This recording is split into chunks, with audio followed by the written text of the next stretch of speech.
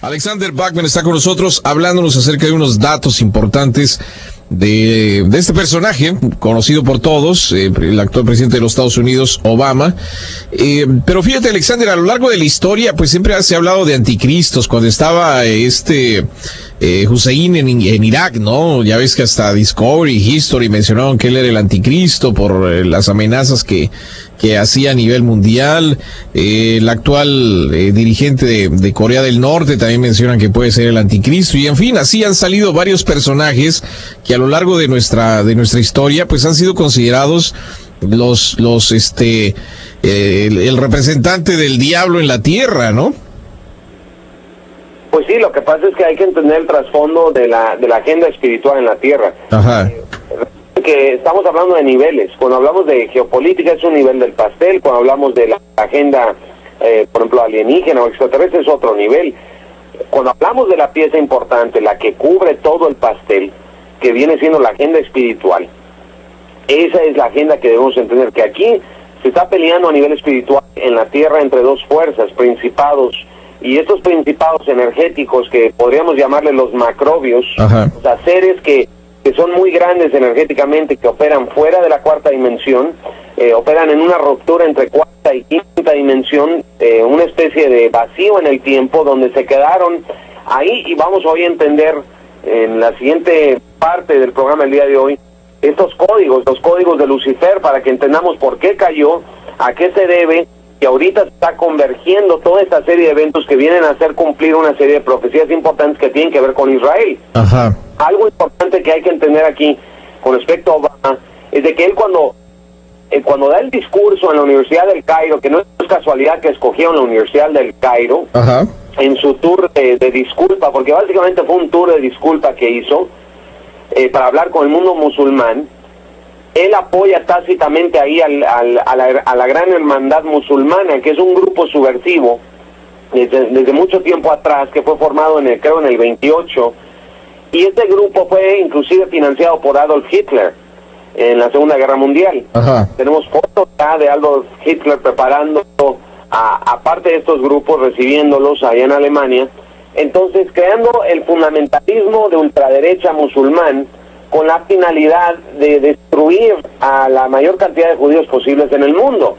Entonces, cuando él da su discurso de crear dos estados como la solución final para el mundo palestino, y él habla de los palestinos como la gente palestina, incluyendo a los israelitas, que musulmanes y cristianos son palestinos, pues no es cierto, porque la realidad es que la palabra árabe de Palestina proviene de la palabra filistín, que es los filistinos que son escritos en la Biblia como los antiguos enemigos del Estado de los israelitas. Ajá. No hay que combinar y confundir judío con israelita, porque también lo confundimos.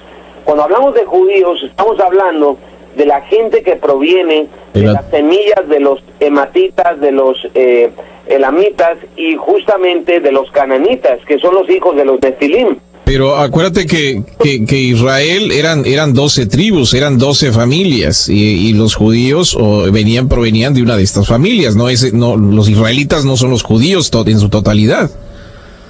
Claro, entonces no, los israelitas eran aparte, totalmente aparte de lo que hoy en día llamaríamos judíos, ¿no? Ajá. Entonces hay esa confusión cuando hablamos de Israel, decimos, pues los israelitas y los judíos son lo mismo. No, los judíos son una raza genéticamente separada, cuando menos el 95% de ellos, ajá, que proviene del imperio de los Khazar al este de Europa, cerca de los Balcanes, el imperio Khazar, que en el siglo X por ahí, el rey de Khazar dijo, ahora todos nos llamamos judíos. De repente el rey dijo, somos judíos, pues ya todos somos judíos, ¿no?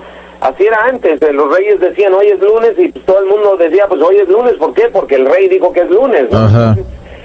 Era ese tipo de pensamientos que obligó a todo un grupo de personas que genéticamente ni provienen de la tierra prometida o de la tierra santa, que toman el título de ser judíos, pasa todo el evento de la Segunda Guerra Mundial, todo lo que vimos con Adolf Hitler y los campos de concentración, y en 1948, curiosamente en la ciudad de Londres, Winston Churchill declara en el centro de Londres la creación del Estado de Israel, pero la distancia exacta de Israel al lugar donde debería estar reconstruido el templo el templo que guarda el Arca de la Alianza son exactamente 1948 millas. Ajá. Entonces, esto nos está hablando de que hay un código matemático numérico tan hermoso, tan mayúsculo inclusive, Ajá, que nos habla de que todo esto ya estaba prescrito ante los ojos del Padre. Es decir, se abrió una especie de burbuja en el tiempo para hacer cumplir eventos en la tierra, pero no porque nosotros estemos aquí,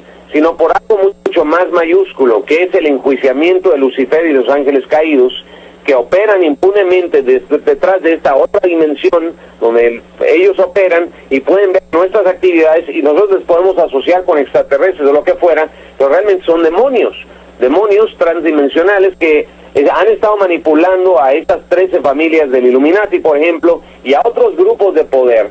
Y sabemos que el establishment banquero son judíos, pero son judíos que provienen de los cananitas, de la semilla de Caín. La semilla de Caín viene cuando Eva tiene relaciones sexuales con un ángel caído llamado Samael o Lucifer. uh-huh. Entonces, esto viene claramente descrito en la historia del Edén. Entonces, si Lucifer, Samael, tiene hijos con ella, esa semilla de Caín quedó adentro de nuestro banco genético. Y esa semilla, no soy yo, es la doctora Joyce Pugh, quien en su libro Eden, Origin of Good and Evil claramente describe cómo esta semilla se ha ido permeando a lo largo de las generaciones para realmente traer hoy en día al anticristo a la tierra. Uh-huh.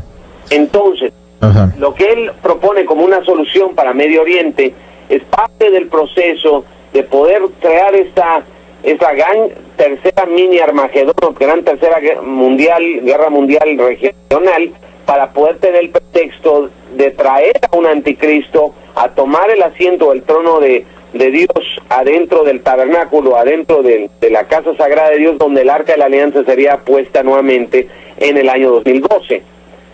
Okay.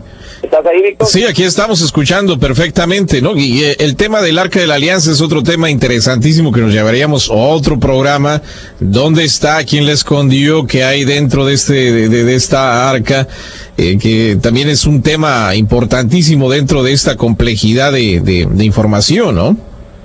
Pero sí, exactamente, y el Arca de la Alianza es la clave de todo esto. Ya sabemos dónde está, ya lo presentamos en la conferencia, en la conferencia que damos sobre el anticristo, que es interesantísimo, que en el libro de Macabías, que está censurado de la Biblia actual, pero tenemos una copia del libro de 1611 del rey James de Inglaterra, donde en Macabías 2, versículo 2-4, claramente se menciona que Moisés subió con Jeremías a la montaña Monte Nebo, exactamente al este, a través del Mar Muerto, donde está Jordania, y el Monte Nebo queda exactamente a una distancia de 25.20 millas del lugar donde estaría el templo de Salomón. Entonces, básicamente tenemos aquí que Jerusalén es el centro matemático calendárico del cumplimiento de una serie de profecías equidistantes a través de tiempo y espacio, que únicamente fue escogido esa montañita donde está el domo de la roca, específicamente para que se pudieran cumplir ciertas profecías numéricas que tienen que ver desde